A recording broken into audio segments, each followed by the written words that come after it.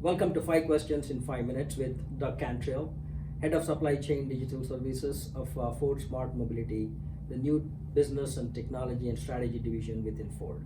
Doug, welcome. Pleasure to be here, Guru. So Doug, before we get started, do you want to talk about the vision and the goals of the Ford Smart Mobility, the new business, technology and strategy division? Yeah, absolutely.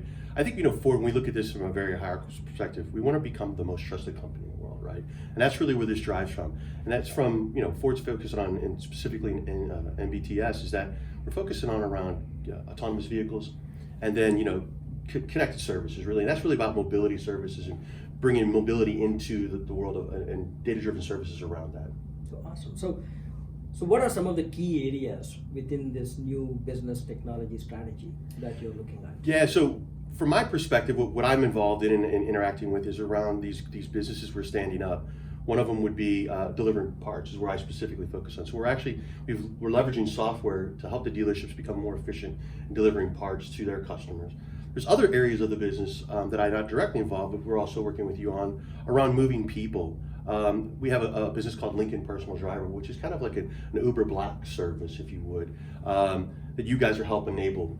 There's also businesses going on over in India that we're working with you on around employee shuttles, picking up and dropping employees off at their places of work, and then also working with the cities to have bring people to and from like metro stations, subway stations, and things of that matter. So it's a global perspective, and in both the moving goods and a moving people perspective. Awesome.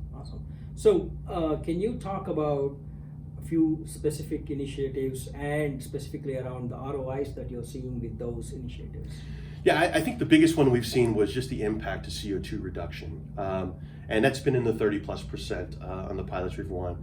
We've run a couple of pilots in different parts of the world, over in Europe and in the US, and the results are basically the same.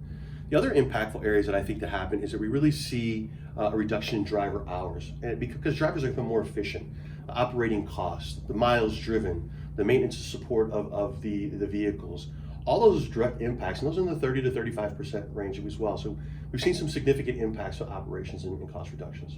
That's awesome. When you talk about delivery ROI from a CO2 reduction standpoint, I think it's very important in today's world. Absolutely, it's one of Bill Ford's big initiatives that he has for the organization. Awesome. So how is nuVizz technology specifically helping you guys with these initiatives? Yeah, I think the one thing that's always been impressive to me when we first met and we started working together is just your depth of logistics and supply chain knowledge, in the transportation world especially. Being able to talk freely, being able to brainstorm and not have to explain things allows us to ideate much quicker than what we have in the past. I think also spending time over in Bangalore, meeting the team and understanding the depth of knowledge they have, and knowing that you've got a face when someone says that a specific person is working on a problem. I can remember that person. I know who they are. I know the character they have. So it's been very beneficial to us to have you as a partner. Awesome. So Doug, finally, I know this is a very fast evolving space, and how do you see logistics and mobility in general, going from here and specifically with your initiatives, and then how do you see nuVizz technology playing a role in that? Yeah, I think the one big area is that I see changing is that right now in the logistics world, it's always on the delivery company's terms. Think about UPS. UPS delivers whenever to your house whenever they have a plan for it. Now you can sign up for services in that, but that's not a typical thing that customers do. Where I really see this changing is that customers are going to start wanting things on their terms. I want to deliver between 7 and 8. I want to deliver between 4 and 5, right? That's going to be a challenge for some of these companies because they haven't invested in that technology and those capabilities. And what's been really impressive with you guys is as we tested this within our markets, allowing repair shops to specify when they want deliveries, we've been able to meet those challenges. And we've gotten great feedback from the customers regarding that. Awesome. Doug, thank you very much. Appreciate your time. Folks, thanks for watching.